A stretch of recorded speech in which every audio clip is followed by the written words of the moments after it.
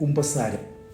പാപത്തിൽ വീണ് ആത്മീയമായി മരണത്തിലിരിക്കുന്നവർക്ക് പാപമോചനത്തെപ്പറ്റി നിശ്ചയം വന്ന് ആശ്വാസവും ധൈര്യവും ലഭിക്കുന്നതിനും ദൈവവുമായുള്ള സംസർഗം പുതുക്കുന്നതിനുമാണ് കുമ്പസാരം. പരിശുദ്ധ കുമ്പസാരമാണ് മാർത്തോമാ സഭയിൽ സ്വീകരിച്ചിരിക്കുന്നത്.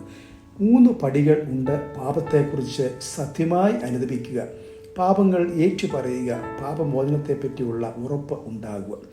ഇതിൻ്റെ കൂദാശാ വസ്തു അനുതാപത്തിൻ്റെ കണ്ണുനീരാണ്. പാപമോചനത്തിൻ്റെ പ്രഖ്യാപനത്തിന് ഉപയോഗിക്കുന്ന വാചകമാണ് പദരൂപം. റിസ്റ്റോർഡ് കമ്മ്യൂണിയൻ വിത്ത് ഗോഡ് ആണ് കുമ്പസാരത്തിൻ്റെ ഉദ്ദേശം. 5 വിവാഹം. ഒരു സ്ത്രീയും പുരുഷനും തമ്മിൽ വിവാഹ ബന്ധത്തിലുള്ള യോജിപ്പ് സഭയും ക്രിസ്തുവുമായ യോജിപ്പിൻ്റെ അടയാളമാണ്. മരണത്താൽ മാത്രം വേർപെടുത്താവുന്ന ഉടമ്പടി ബന്ധമാണിത്. വിവാഹ കൂദാശയിലെ വസ്തു ബന്ധത്തിൽ പ്രവേശിക്കുന്ന സ്ത്രീയും പുരുഷനുമാണ്. പദരൂപം മണവാളനും മണവാട്ടിയും കൈപിടിച്ചുകൊണ്ട് നിൽക്കുമ്പോൾ ഒട്ടക്കാരൻ വായിക്കുന്ന സുവിശേഷ ഭാഗമാണ്. കുടുംബജീവിതത്തിനുള്ള നൽവരമാണ് ഇതിൽ നിന്ന് ലഭിക്കുന്നത്. മനുഷ്യൻ ഏകനായിരിക്കും നന്നല്ല എന്ന് പറഞ്ഞുകൊണ്ട് ഏദൻ തോട്ടത്തിൽ ദൈവം തന്നെയാണ് ഇത് കൽപ്പിച്ചാക്കിയിരിക്കുന്നത്. Divine institution and covenant relationship.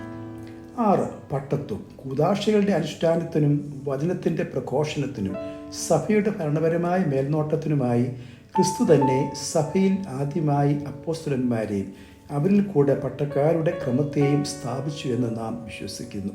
ദൈവത്തിൻ്റെ പ്രത്യേക കൃപയെയും പരിശുദ്ധാത്മാവിൻ്റെ പ്രത്യേക അഭിഷേകത്തെയും അപേക്ഷിക്കുന്ന ശുശ്രൂഷയാണ് പട്ടത്വ ശുശ്രൂഷ. കശീഷന്മാർ, ഷമ്മാഷന്മാർ എന്നിങ്ങനെ 2 പ്രധാന പട്ടത്വ ക്രമങ്ങളുണ്ട്. പട്ടത്വത്തിൽ 2 സ്ഥാനങ്ങളുണ്ട്: പട്ടത്വസ്ഥാനവും എപ്പിസ്കോപ്പ സ്ഥാനവും.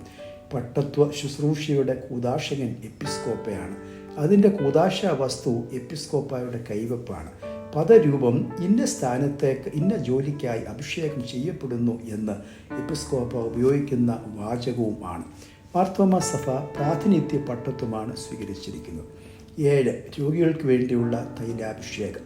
രോഗക്കിടക്കയിൽ ക്ഷീണിതരായിരിക്കുമ്പോൾ ശരീരത്തിൻ്റെയും മനസ്സിൻ്റെയും ആത്മാവിൻ്റെയും ആശ്വാസത്തിനും ശക്തിക്കുമായി രോഗികൾക്ക് വേണ്ടിയുള്ള പ്രാർത്ഥനയാണിത്.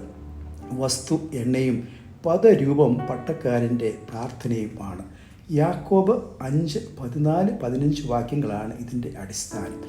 നിങ്ങളിൽ ദീനമായി കിടക്കുന്നവൻ സഭയിലെ മൂപ്പന്മാരെ വരുത്തട്ടെ. അവർ കർത്താവിൻ്റെ നാമത്തിൽ അവനെ എണ്ണ പൂശി അവന് വേണ്ടി പ്രാർത്ഥിക്കട്ടെ. രോഗശാന്തിക്കായുള്ള ഒരു മാർഗമായിട്ടാണ് എണ്ണ പൂശിയുള്ള പ്രാർത്ഥന വിധിച്ചിരിക്കുന്നത്. രോഗികൾക്ക് വേണ്ടിയുള്ള 2 ശുശ്രൂഷകൾ നമുക്കുണ്ട്. രോഗിയുടെ സൗഖ്യത്തിനു വേണ്ടിയുള്ള പ്രാർത്ഥനയാണ് 1-ാം ഭാഗത്തേത്. അവശതയിൽ മരണകരമായ രോഗത്തിലിരിക്കുന്നവർക്ക് വേണ്ടി 2-ാം ഭാഗ ശുശ്രൂഷയുണ്ട്. ഇവ രോഗിയുടെ മനസ്സിന് ആശ്വാസവും ആത്മാവിന് ശക്തിയും കൊടുക്കുന്നത്ര. രോഗികൾ ബോധമുള്ളവരാണെങ്കിൽ വിശുദ്ധ കുർബാന കൊടുക്കുന്ന പതിവും ഉണ്ട്.